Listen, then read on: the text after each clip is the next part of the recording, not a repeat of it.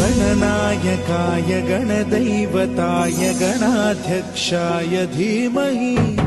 गुणशरीराय गुणमण्डिताय गुणेशानाय धीमहि गुणातीताय गुणाधीशाय गुणप्रविष्टाय धीमहि एकदन्ताय वक्रतुण्डाय गौरीतनयाय धीमहि गजेशानाय भालचन्द्राय श्रीगणेशाय धीमहि